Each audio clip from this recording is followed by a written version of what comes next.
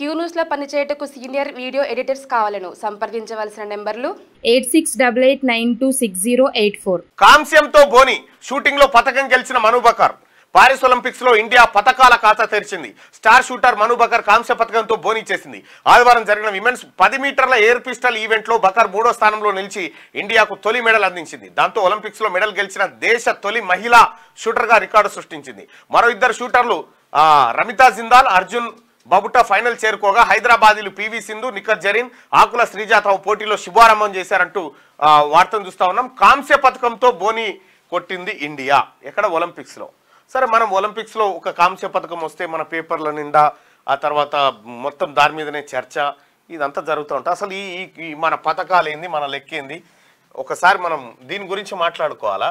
మీరు ఈ తెలంగాణ ప్రజలారా, ముందుగా తెలుగు ప్రజలారా, ఏ దేశంలో అవినీతి ఎక్కువ ఉంటుందో ఆ దేశంలో క్రీడా రంగం మొత్తం కూనరొల్లిపోయి ఉంటుంది అన్నట్టు. ఇక్కడ వాళ్ళని ఎదిరించేటోడు ఉండడు. అవినీతి పోటీలు పెడితే అన్ని పథకాలు కూర్చుంటాయి మన దగ్గరికి. అందుకే కేసీఆరే ఇనానిమస్గా కొట్టుకొస్తాడు వాటిని. అయ్యా, ఇండియా పరిస్థితి, దేశం ముందుకు పోవాలి, మిగతా దేశాలతో పోటీ పడుతూ ఉంది. మనది 5 ట్రిలియన్ ఎకానమీ, $5 ట్రిలియన్ ఎకానమీ, ఇవన్నీ డైలాగులు అన్నీ ఉంటాయి. కొన్ని విషయాలు చూస్తే మనకు చాలా బాధ అనిపిస్తుంది. ఇప్పటి వరకు భారతదేశం ఈ కాంస్యంతో పాటు భారతదేశం ఎన్ని పథకాలు సాధించింది అంటే 36 ఒలింపిక్ పథకాలు సాధించింది.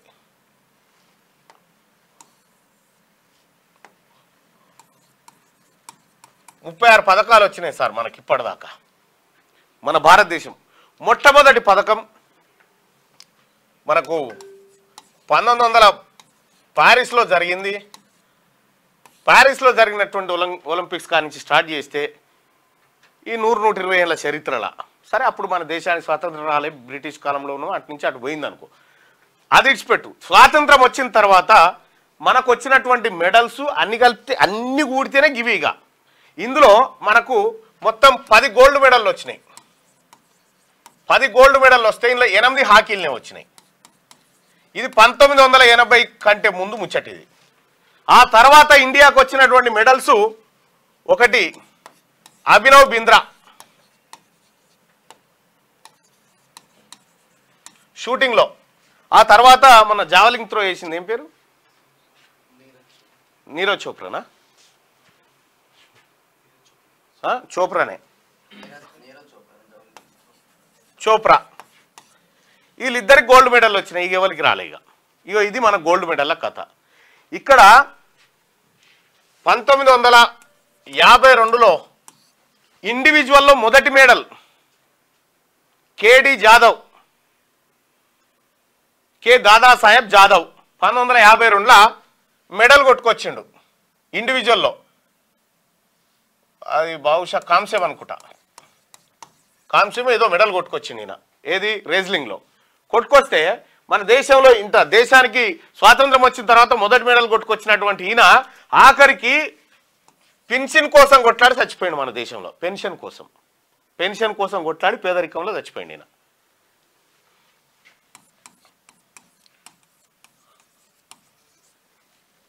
ఇది మన దేశంలో క్రీడాకారులకు దక్కేటువంటి గౌరవాలు. సరే, ఇప్పుడు ఒక కాంస్య పథకం తీసుకొస్తే అదో ఇదో ఈ కోట్లు ఆ కోట్లు అంటారు. వీళ్ళు బడ్జెట్లో మాత్రం పెట్టరు. ఇప్పుడు ఒలింపిక్స్ గేమ్స్లో ఇప్పుడున్నటువంటి పరిస్థితి చూస్తూ ఉంటే జపాన్ ఫస్ట్ ప్లేసు, తర్వాత యునైటెడ్ ఏది యుఎస్ఏ, ఆ తర్వాత ఆస్ట్రేలియా, ఆ తర్వాత ఫ్రాన్సు, ఆ తర్వాత సౌత్ కొరియా. ఇవి ఇప్పుడు టాప్ 5లో ఉన్నాయి. మన దేశం 22వ జాగాలో ఉంది. మన దేశంలో ఉన్న జనాభా 140 కోట్లు. ఈ అందరి జనాభా ఒక్కతానేస్తే కూడా మన జనాభాతో సరితూగరు. కానీ ఇక్కడ టాప్లో ఉన్నటువంటి దేశాలు ఇవి. ఎందుకు కారణం ఏంది అనంటే, చైనా 311 లక్షల కోట్లు బడ్జెట్ దీనికి, ఏది, క్రీడా రంగానికి. మన ఇండియా బడ్జెట్ ఎంత అంటే 3442.37 కోట్లయ్యా. ఇది మన ఇండియా క్రీడా రంగం బడ్జెట్. దాంట్లో ఏకానమందం లేదు మనది. క్రీడా రంగాన్ని సర్వనాశనం చేసిరు. మనకు ఇండియా కావాల్సి కేవలం క్రికెట్ ఒకటే. ఇక మిగతా క్రీడలు ఎటన పోని ఆడనో ఈడనో ఆనిముత్యాలు మొలిస్తే అవి వాళ్ళ సొంత కాలం మీద వచ్చినాయి తప్ప ప్రభుత్వాలు ప్రోత్సహించి తీసుకొచ్చినటువంటి అవకాశాలు తక్కువ. ఇంకా గమ్మత్ విషయం ఏంటంటే మన దేశంలో బడ్జెట్ పెడతారా? మన దేశంలో బడ్జెట్లు పెడితే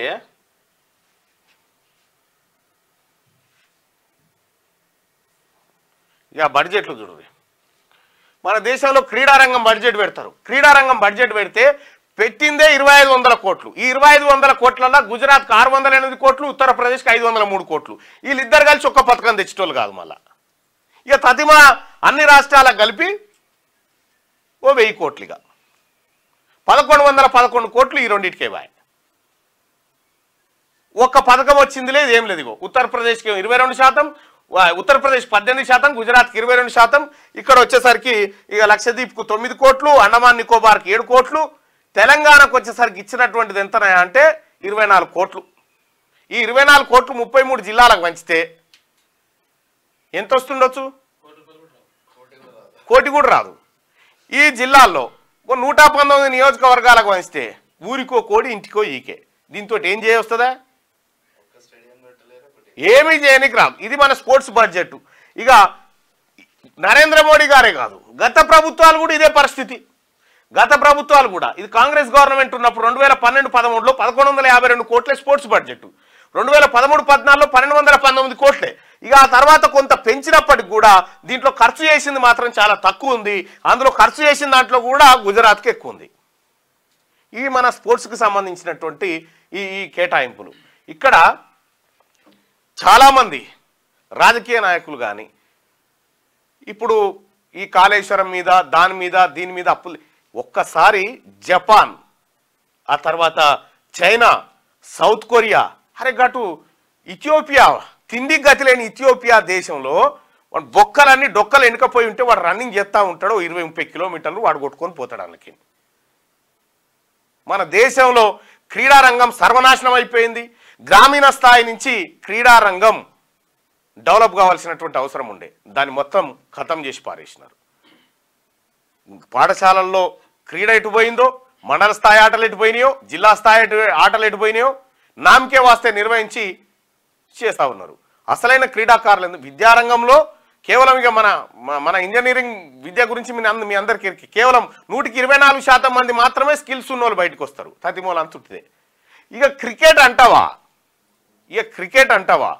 ఏ దేశం పనికిరాదు మన మీద. కానీ మొత్తం ప్రపంచ దేశాలన్నీ పోటీ పడేటువంటి ఈ ఒలింపిక్ క్రీడల్లో మాత్రం పూర్తిగా భారతదేశం, ముఖ్యంగా రాజకీయ నాయకులు విఫలమైపోయారు. రాజకీయ నాయకులు ఇక్కడ ఏదైనా మంచి ఈవెంట్ చేద్దామంటే అలా దొరవాడు ఎంత మిగులుతుంది ఏం కథ. ఎప్పుడైతే ప్రభుత్వాలు తట్ట పని, మట్టి పని, పార పని పట్టినాయో కరప్షన్ అన్నట్టుగా గుర్తుపెట్టుకోరు. బలపం, పలక, స్టెథోస్కోప్ ఇవి డెవలప్మెంట్. ఈ క్రికెట్లో ఈ BCCIలో board of cricket control of India దీంట్లో కూడా మళ్ళీ ఎవరు? అమిత్ షా గారు కొడుకు జైషా. ఈయన ఎక్కడ చూడు క్రీడారంగం నాశనం కావడానికి రాజకీయ ఇంక్లూడింగ్ వాళ్ళు వీళ్ళని కాదు అందరి కథ ఇది. ఈ దేశంలో క్రీడారంగం భ్రష్టు పట్టడానికి 3000 కోట్లతోని ఎంతమంది క్రీడాకారులను తయారు చేస్తారండి? ఈ దేశంలో ఉన్న క్రీడాకారులు ఎంతమంది? కనీసం ఈ 3000 కోట్లతోని ఈ దేశంలో ఉన్న క్రీడాకారులకు ఒక లంచాన పెట్టొస్తుందా? దీంతోనే అద్భుతాలు సృష్టిస్తామంటే ఆడికేం వస్తుంది? ఇక అంతో ఇంతో కష్టపడి వాళ్ళు మెడలు తీసుకొని 5-6 రాగానే ఇప్పుడు 124 మంది పోయిరు. ఓ 5-6 వస్తాయి అనుకో. 5-6 రాగానే చక్కగా దిగాలే, ప్రధానమంత్రి గారితో కలిసి ఛాయ్ విందు తాగాలే, శబాష్ అనిపించుకొని వెళ్ళిపోవాలి. ఇది మన దేశం పర్ఫార్మెన్స్ క్రీడారంగంలో. ఏం చెప్తాం? ఇంకా దరిద్రం ఏంటంటే, ఇంకా చాలా దరిద్రమైనటువంటి విషయం ఏంటంటే, ఈ దేశంలో క్రీడాకారుడు ఎన్నో పథకాలు సాధించి కష్టపడ్డ క్రీడాకారుడు ఆకలితోనో పేదరికంతోనో చచ్చిపోతాడు. ఇక్కడికి గిడికి ఒక ఆయన వచ్చిండే మన దగ్గరికి, టాలెంట్ ఉన్నటువంటి అబ్బాయి, ఆయన పేరు ఏందో బస్తాలు బస్తాలు మెడలు వేసుకొని వచ్చిండు. నువ్వే చేతిగా అదేం వలగబెట్టిగా. ఏం పేరు? క్రాంతి. క్రాంతి అని ఒక అబ్బాయి వచ్చిండు. అతను టాలెంట్ చూసిరా? ముస్లిం వచ్చిండు, కరాటే నుంచి ఈయన వచ్చిండు, క్రాంతి కూడా వచ్చిండు. ఆయనని అటువంటి ఏది ఫ్రాన్సు, పారిస్ ఆ వేదికల మీద ఆ దేశాలు గుర్తించి మా కాడ మీ షో చేయమని అంటా ఉంటే మన దేశంలో పట్టించుకోలే. అదే నాగలి పార పట్టుకొని పని చేస్తూ ఉంటే వీడికి వస్తే ఇవాళ క్యూ న్యూసే అతన్ని ప్యారిస్కి అక్కడికి తోలిచ్చి ఆ పర్ఫార్మెన్స్ చేయించి వచ్చింది. ఆ అబ్బాయి ఎటుపోయాడు పిలువురు వచ్చితే చేయించింది. మీరు దేన్ని గుర్తించరా? విద్యారంగం గుర్తించరా? క్రీడా రంగానికి గుర్తించరా? కేవలం చట్టసభలలో మీరు ఇది తిన్నారు, మీరు ఇది తిన్నారు, మీరు ఇది తిన్నారు, ఇంతే. ఎంతోమంది టాలెంటెడ్ ఉన్నటువంటి చాలామంది ప్రజలు ఈ దేశంలో ఉన్నా కూడా వాళ్ళకి ప్రోత్సాహం లేదు. ఈ మన ఒలింపిక్ మెడల్స్ మన కథ మన లెక్క. ఈ ఒక్క అమ్మాయిని చూపించి 140 కోట్ల మందిని సప్పట్లు కొట్టాలి. గడు ఇథియోపియా, ఉగాండా, చిన్న చిన్న దేశాలు. అరే మీకు కూడా తెలుసా? ఈ మనకు వచ్చిన ఎన్ని ఇప్పటి వరకు 36 కదా. 36 మెడల్స్ వస్తే అమెరికాకు చెందినటువంటి మైకెల్ ఫెల్ప్స్ స్విమ్మింగ్లో 28 గోల్డ్ మెడల్ ఒక్కడే సంపాదించుకొచ్చాడు. 28 గోల్డ్ మెడల్స్.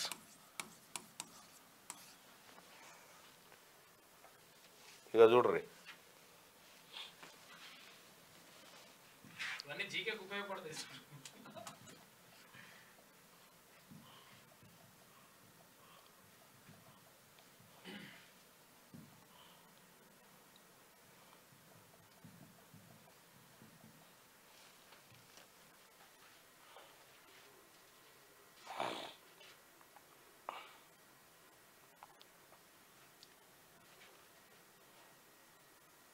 ఈయనే మైకెల్ ఫెల్ప్స్ 28 మెడల్స్ వచ్చినాయా ఆయనకు.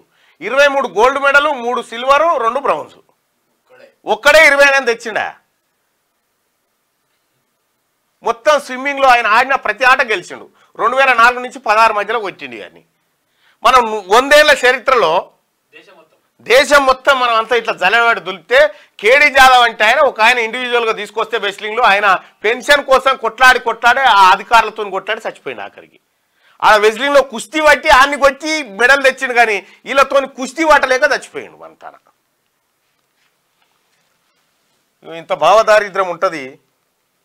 ఈ పరిస్థితి మారకపోతే ఏం వ్యవస్థ ముంగడిపోతుంది? సరిగా ఏటో పోయినంప. క్యూ న్యూస్ లో పనిచేయటకు సీనియర్ వీడియో ఎడిటర్స్ కావాలను సంప్రదించవలసిన నెంబర్లు 8688926084.